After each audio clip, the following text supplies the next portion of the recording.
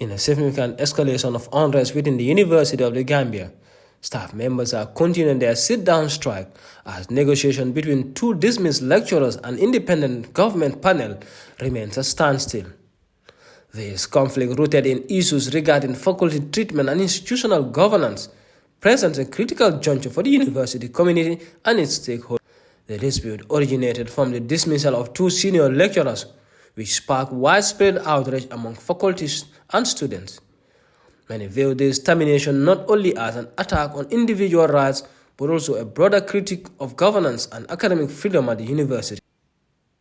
In response to the dismissal, the UTG staff members initiated a sit-down strike demanding the reinstatement of their colleagues and a thorough review of the university's employment practices. An independent panel was established to mediate the dispute and seek a resolution. In an emergency press conference, the Minister of Higher Education, Research, Science and Technology, Professor Per Gomez, says the negotiations have faced significant setback, including delay and lack of concrete progress. The government has facilitated multiple engagements with all relevant stakeholders. These included: 1. Separate consultations with the UTG Staff Association and the Student Union. 2. Joint discussions involving both parties to deliberate on the way forward. And 3. The establishment of an independent committee chaired by the Labor Department to mediate and develop actionable solutions agreed upon by all parties.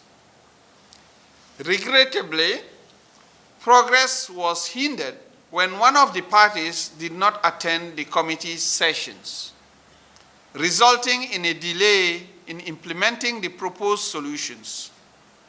Despite this setback, the government remains unwavering in its commitment to dialogue and peaceful resolution. Professor Gomez cites difficulties in reconciling the different positions of the university administration and the independent committee. The requests that were made and the consultations with the students whose priority is their lectures and exams. That's their main concern. So then now from the staff association is their colleagues whose services are terminated, and for them to be reinstated with immediate effect.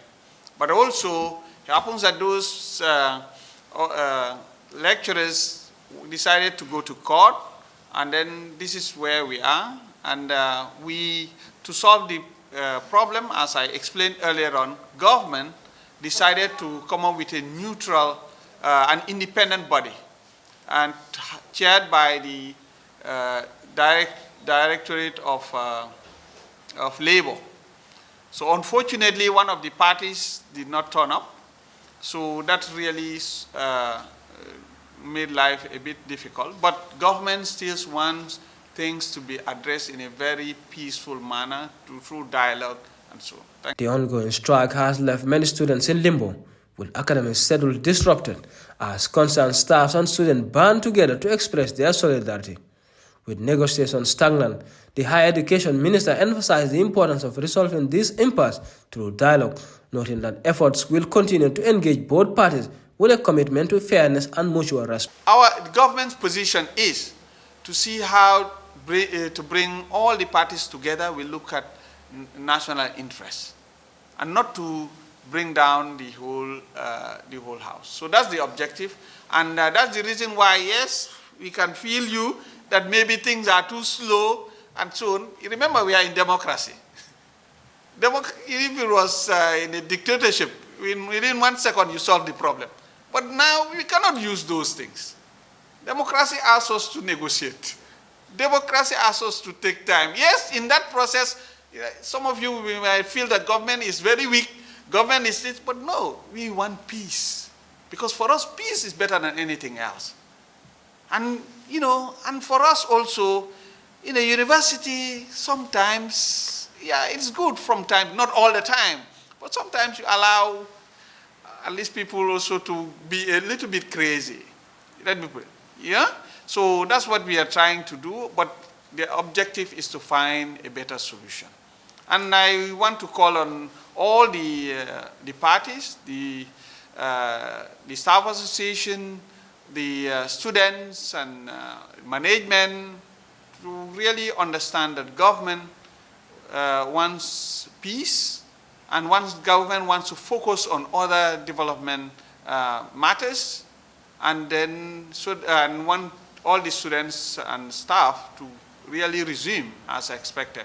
So we will continue the dialogue, and at the appropriate time, we want to believe that we will find a solution to this work. Later, second submission now is to come up with an independent committee in which the staff association is to be represented. Even there, unfortunately, one of the parties did not turn up. So this is where we are. But in essence, as you must have seen, government wants dialogue. Government wants to ensure that this is addressed in a very peaceful manner, because education is the priority of this government. As the staff association remains steadfast in their sit-down strike, officials recognize the need for constructive action and dialogue as a catalyst for progress.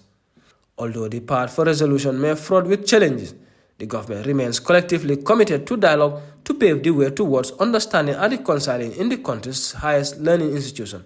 For TFN News, I am Aliu Jallo.